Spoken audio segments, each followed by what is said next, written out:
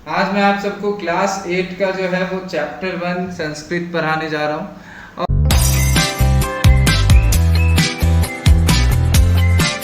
और जिसका कि है प्रथमा पाठ सुभाषितानी।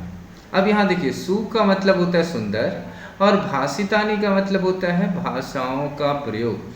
जीवन में इंसान को, हर व्यक्ति को जो है वो सुंदर भाषाओं का प्रयोग करना चाहिए, क्योंकि सुंदर भाषाओं से ही जो है व्यक्ति का खुद का विकास होता है और उनके चारों ओर जो है वो वातावरण अच्छा रहता है। कह रहा है गुना गुणज्ञेषु गुना भवन्ति ते निर्गुणम प्राप्य भवन्ति दोषाः सुस्वादितोयाः प्रभवन्ति नद्यः समुद्र मासाद्य भवन्ति पेयः। पहला श्लोक देखोगे कि गुना गुणज्ञेषु गुना भवन्ति। गुण अगर गुणवान व्यक्ति के पास रहता है तब तक ही वो गुण रहता है, अगर निर्गुण व्यक्ति के पास आ जाए तो वो दोष में बदल जाता है। जैसे कि अगर किसी दुर्जन व्यक्ति के हाथ में हथियार दे दो, अगर बंदूक दे दो, तो वो उसका गलत इस्तेमाल करता है। वैसे ही जैसे कि अच्छा पानी भी अगर समुद्र के पानी में मिल जाए तो वो खराब हो जाता है। अब अगला है कि कह रहा है साहित्य संगीत कला विहीना साक्षात पशु पुच्छ विषानहीना तृणम ना खादनपि जीवमान तद भागधेयं परमं पशुना। अर्थात साहित्य संगीत कला विहीना। देखिए संस्कृत पढ़ना कितना आसान है, आप इसे ब्रेक करके पढ़ो। कह रहा है साहित्य संगीत कला विहीना, यानी कि साहित्य संगीत और कला से हीन व्यक्ति साक्षात पशु पुच्छ विषानहीन, साक्षात जानवर के समान है। कैसा जानवर? पुच्छ विषानहीन, जिनके पास ना तो पूंछ है और ना ही विषान अर्थात सिंह है, यानी कि पूंछ और सिंह नहीं है लेकिन फिर भी वो जानवर है। तृणम ना खादनपि। अब यहाँ देखिए कि तृणम मतलब घास होता है, ना यानी घास नहीं, खादनपि का आप संधि विच्छेद करोगे तो क्या होगा? इसमें पंचमी का प्रयोग हुआ है, यानी खादत प्लस अपि, यानी जहाँ पे भी तो, अब तो का पांचवा क्या होगा? यानी कि खादनपि। जीवमानः तद भागधेयं परमं पशुनाम। ये पशुओं का सौभाग्य है कि बिना पूंछ और सिंह वाला भी जो है वो उसके कम्युनिटी में है। कह रहा लुब्धस्य नश्यति यशः पिशुनस्य मैत्री नष्ट क्रियस्य कुलमर्थ परस्य धर्मः विद्या फलम व्यसनिनः कृपणस्य सौख्यम राज्यम प्रमथ सचिवस्य नराधिपस्य। यानी लुब्धस्य नश्यति यशः, यानी लोभी व्यक्ति का जो है वो यश समाप्त हो जाता है, क्योंकि वो लालची रहता है, वो हमेशा अपने लालच में लगा रहता है, तो उसकी फेमसिटी कभी भी नहीं हो सकती।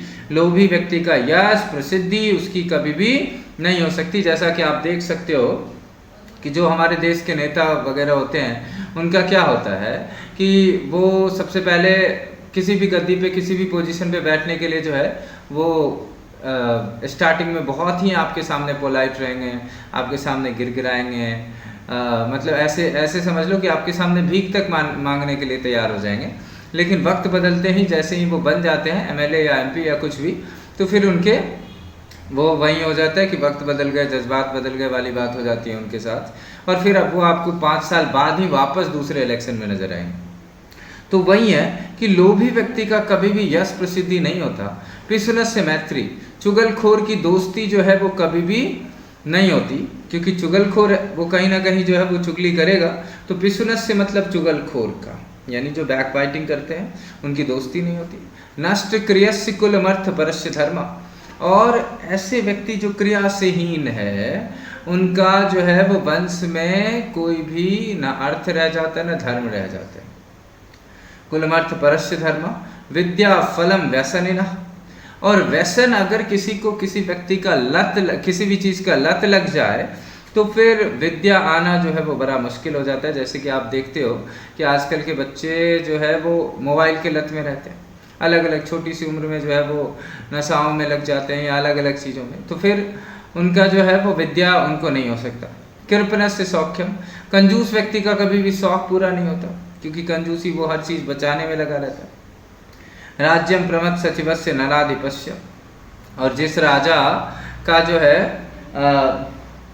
राज्य जो है वो अच्छे मंत्री के बगैर जो है वो राज्य अच्छा नहीं रहता। कह रहा अगला कि पित्वा रसम तु कटुकम मधुरम समानम माधुर्यमेव जनियेन मधुमक्षिकासौ संतस्तथैव समसज्जन दुर्जनानां श्रुत्वा वचः मधुर सुक्त रसम सृजन्ति, यानी पित्वा रसम तो कटकम मधुरम समानम, चाहे अच्छे रस को पिए या कड़वे रस को पिए, लेकिन पैदा करता है मधुर। कौन? मधुमक्खी। माधुर्यमेव जनयेन मधुमक्षिकासु, देखो कितना आसान है पढ़ना।